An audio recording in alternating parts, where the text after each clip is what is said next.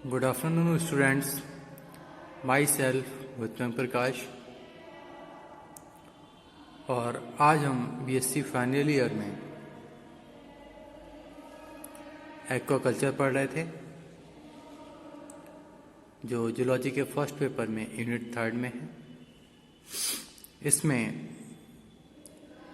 Aquaculture में हमने Perl fisheries और उनकी स्पीसीज के बारे में पढ़ा। उसके बाद हमने उनके कल्चर के बारे में पढ़ा, फिर हम उनका कंजर्वेशन कैसे करते हैं हमने इसके बारे में पढ़ा और समझा। आज हम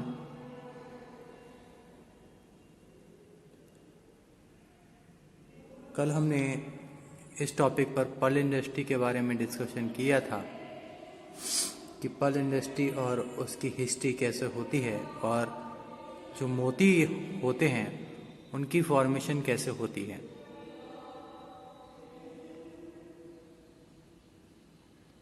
तो आज हम डिस्कशन करेंगे भारत में मोती निर्माण के स्थान, pearl producing place in India, यानी हमारे देश में ऐसे कौन से स्थान हैं जहाँ पर मोतियों का निर्माण होता है। आइए देखते हैं। अधिकांश पर्ल ओएस्टर्स चट्टानों, यानी मोस्टली पर्ल्स ओएस्टर्स चट्टानों के बीच या प्रवाल भित्तियों, कोरल रीफ्स के बीच तट से लगभग 20 किलोमीटर की दूरी पर 18 से 22 मीटर की गहराई तक पाए जाते हैं। पश्चिमी तट की अपेक्षा पूर्वी तट पर पर्ल ओएस्टर अधिक विकसित रूप से मिलते हैं। यहाँ इनसे उच्च कोटि के मोती प्राप्त होते हैं।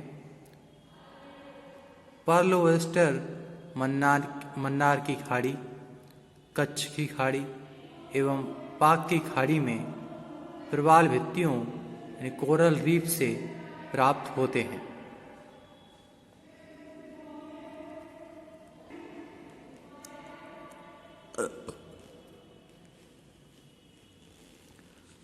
आइए अब हम बात करते हैं मोती निर्माण यानी पर्ल फॉर्मेशन। तो मोती निर्माण या पर्ल फॉर्मेशन क्या है, आइए देखते हैं। मोती का निर्माण एक विचित्र संयोग है जो बाह्य परजीवियों, रेत के कणों या बाह्य परजीवियों के द्वारा ओएस्टर के मेंटल से चिपकने पर एक रक्षात्मक उपाय के फलस्वरूप विकसित होता है। किसी बाह्य जीव या पदार्थ के प्रवेश करने पर मेंटल एपिथेलियम तुरंत ही इसको एक कोश के रूप में बंद कर लेती है और इसके चारों ओर सुरक्षा हेतु मुक्ताव को संकेंद्रीय स्तर स्रावित करने लगती है। मुक्ताव के स्तरों के लगातार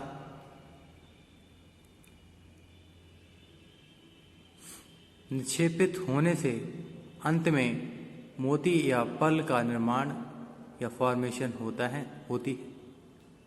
इसमें निम्न 3 स्तर होते हैं।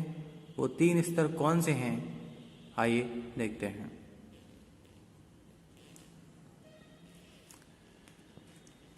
जिसमें हमारा पहला स्तर है पेरियोस्ट्रैकम। तो पेरियोस्ट्रैकम स्तर क्या है, आइए देखते हैं। यह सबसे बाहर का स्तर है जो हॉर्नी ऑन्क्यूलिन का बना होता है।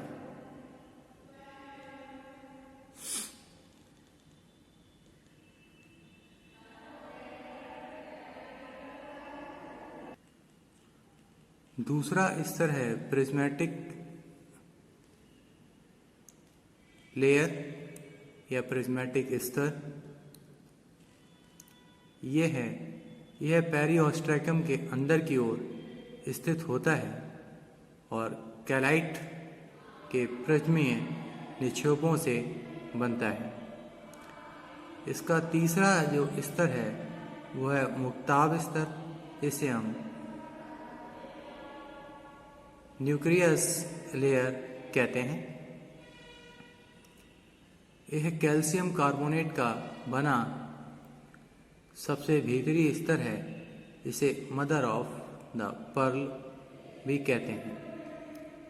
मुक्ताभ स्तर मेंटल की समस्त बाहरी सतहों यानी सरफेस के स्राव या सेक्रीशन से बनता है, जबकि प्रथम दो स्तर केवल मेंटल के उपांत के स्राव से या सेक्रीशन से बनते हैं। आइए अब हम देखते हैं कि जो पर्ल इंडस्ट्री है, ठीक है, और उस जो पर्ल हैं उनका कृत्रिम उत्पादन कैसे होता है, यानी उनका आर्टिफिशियल प्रोडक्शन किस प्रकार से होता है, आइए वो देखते हैं।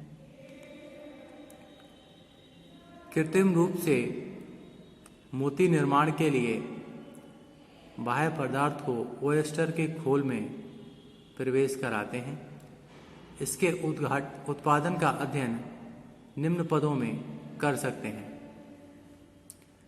जिसमें पहला है ओयस्टर्स का संग्रह यानी कलेक्शन ऑफ ओयस्टर्स। गोताखोर यानी ड्राइवर्स समुद्र के तल से ओयस्टर्स को एकत्रित या कलेक्ट करते हैं। इसके लिए उन्हें विशेष प्रकार का प्रशिक्षण दिया जाता है। एक छोटे से जाल की सहायता से गोताखोर ओयस्टर्स को इकट्ठा करके कमर से बंधी लकड़ी की बाल्टी में डालता रहता है। एक बार में गोताखोर 2 या 10 ओयस्टर्स पकड़ पाता है। ओयस्टर पकड़ने के लिए ग्रीष्म ऋतु अधिक अनुकूल होती है, क्योंकि उस समय समुद्र प्रायः शांत रहता है। प्रातःकाल का समय गोताखोर के लिए अधिक उपयुक्त होता है। समुद्र के तल से निकले ओयस्टर्स को अलग अलग छांटा जाता है। 2 वर्ष की आयु वाले ओयस्टर्स को आगे काम आने के लिए उथले जल में रखते हैं तथा 3 वर्ष की आयु वाले ओयस्टर्स को मुक्ता फॉर्म में यानी पर्ल्स फॉर्म में भेज देते हैं। मुक्ता उद्योग या पर्ल इंडस्ट्री के लिए अब इसके अंडों का हम कृत्रिम रूप से इंक्यूबेशन भी करने लगे हैं। तो इसकी दूसरी विधि क्या है, आइए देखते हैं। दूसरी विधि में है ओयस्टर्स का पालन, रियरिंग ऑफ ओयस्टर्स। ये क्या है, आइए देखते हैं। इकट्ठे किए गए ओयस्टर्स अब विशेष प्रकार के पालन पोषण पिंजरों यानी रियरिंग केजेस में पालन पोषण किया जाता है। ये पिंजरे धातु की जाली एवं सूत के जाल से ढके रहते हैं। इन्हें सदैव पानी में ही हम रखते हैं। पिंजरे ओयस्टर्स को ऑक्टोपस, ईल, डेविलफिश आदि से सुरक्षा प्रदान करते हैं। इकट्ठे किए हुए ओयस्टर्स को सर्वप्रथम अच्छी प्रकार साफ करके संवर्धन पिंजरों में 10 से 20 दिन तक रखते हैं, जिससे वे स्वयं को उथले पानी में रहने के अनुकूल बना सकें। इसकी जो अगली विधि है वो है केंद्रक का निवेशन यानी इंजर्शन ऑफ न्यूक्लियस। बाह्य कारण के रूप में केंद्रक का निवेशन एक तकनीकी विधि है। यह मोती निर्माण के लिए अत्यधिक महत्वपूर्ण है। इसके लिए एक सजीव ओयस्टर्स के मेंटल का टुकड़ा लेकर उसे उचित केंद्रक सहित दूसरे ओयस्टर्स के शरीर में निवेशित कर देते हैं।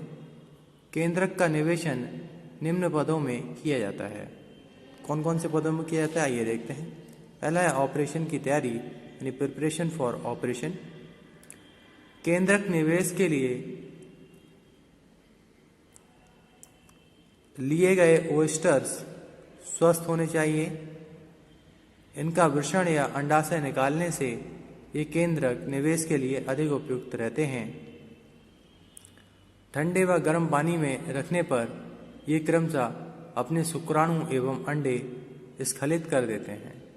अब इन्हें प्रतिकूल दशा में रखते हैं, जिससे इनके दोनों कपाट खुल जाते हैं और तुरंत ही बांस की खपच्ची लगाने से कपाट पुनः बंद नहीं हो पाते। दूसरा है ग्राफ्ट ऊतक बनाना, प्रिपरेशन ऑफ ग्राफ्ट टिश्यूज। तेज चाकू की सहायता से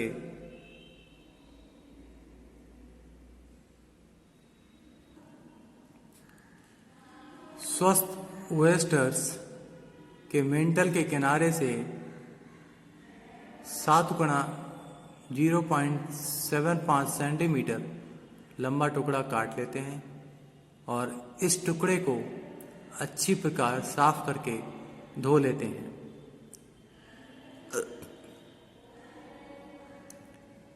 इस टुकड़े में से 2 या 3 सेंटीमीटर लंबी पट्टी काट ली जाती है और पुनः छोटे छोटे वर्गाकार टुकड़ों में इसे फिर से काट लिया जाता है।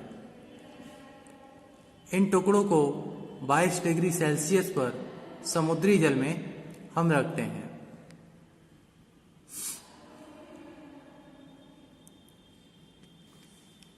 आइए अब हम चलते हैं केंद्रक तैयार करना, जिसकी अगली विधि है। ठीक है, प्रिपरेशन ऑफ न्यूक्लियस। केंद्रक के लिए मोलस्क का खोल सर्वोत्तम होता है। इसके छोटे सूक्ष्म भाग केंद्रक का कार्य करते हैं। गोल केंद्रक मोती निर्माण के लिए अधिक उपयुक्त होता है।